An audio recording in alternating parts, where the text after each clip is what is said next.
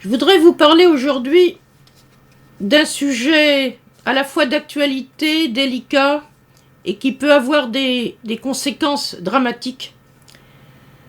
C'est ce qu'on appelle l'offense à la religion, ou dans certains pays, l'offense aux préceptes de l'islam, ou l'offense à l'égard du prophète.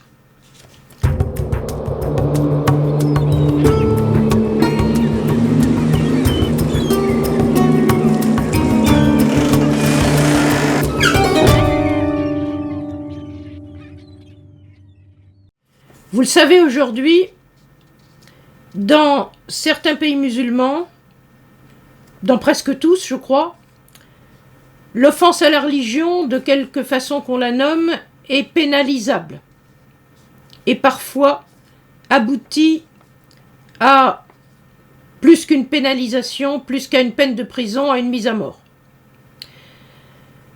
Non seulement les États se sont emparés de ce qu'ils considèrent comme une offense à la religion dans leur constitution, dans leur droit pénal, mais des individus eux-mêmes se sont en quelque sorte institués justiciers, considérant qu'ils ont le devoir individuel, et pas seulement le devoir collectif, d'exercer une rétorsion ou ce que certains ont appelé de façon tragique une vengeance à propos de la religion et notamment de la figure du prophète.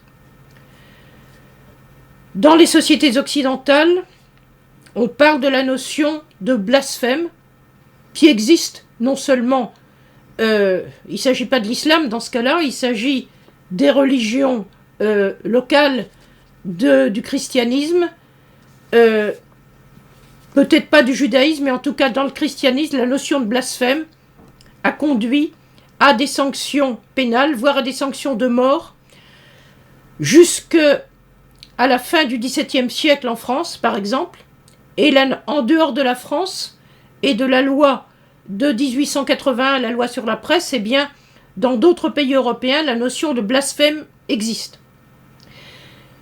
Il s'agit en fait de ce qu'on pourrait appeler, ce qu'en France on appelle un délit d'opinion. Parce que en France, un délit, une offense, eh bien, ça n'est pas une atteinte physique à quelqu'un. Une offense, ça peut être une parole, mais il n'y a pas d'atteinte à quelqu'un qui lui causerait une blessure, et encore moins qui conduirait à sa mort. Or, vous savez ce qui s'est passé avec les attentats de ceux qui ont prétendu venger le prophète en 2015 en France.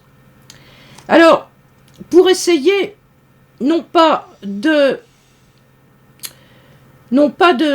porter un jugement, mais de revenir à ce que certains considèrent comme une légitimation, c'est-à-dire que les gens d'aujourd'hui qui se conduisent de cette façon individuellement, ou les États qui pénalisent ce qu'on appelle l'offense à la religion ou l'offense au prophète, prétendent se légitimer par le passé.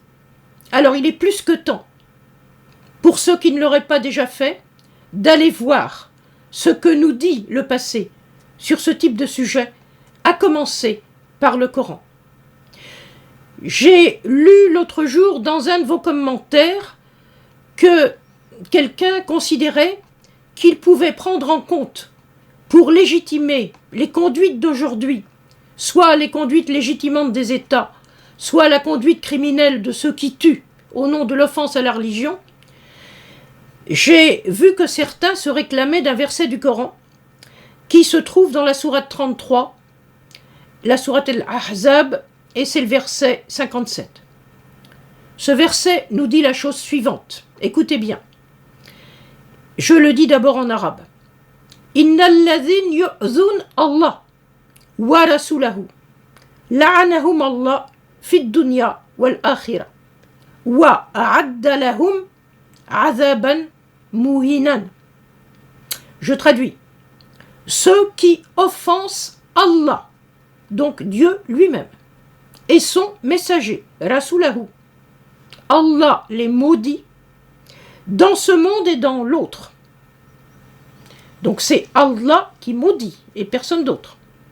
Et wa a'adda lahum, et il, Allah, prépare pour eux 'adhaban muhinan, un tourment qui les met dans une situation dégradée et dégradante. Donc, je lis ce verset. Ceux qui offensent Allah et son messager. Et ensuite, il y a un acteur et un seul qui n'est pas humain, c'est Dieu. Dieu maudit et Dieu prépare. Autrement dit, où voit-on dans ce verset une quelconque intervention humaine? Il n'y en a pas. C'est Dieu et Dieu seul qui est le justicier. Aucun homme ne peut se prétendre justicier.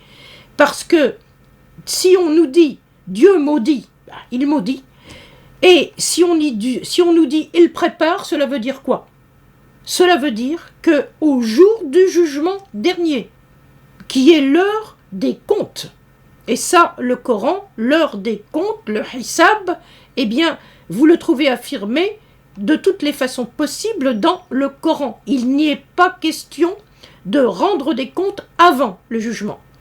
C'est Dieu qui prépare au jour du jugement un tourment dégradant pour ceux qui auraient insulté Allah lui-même et son messager. Donc je ne vois pas comment, sur cette base coranique extrêmement claire et explicite, on peut s'autoriser aujourd'hui à se légitimer.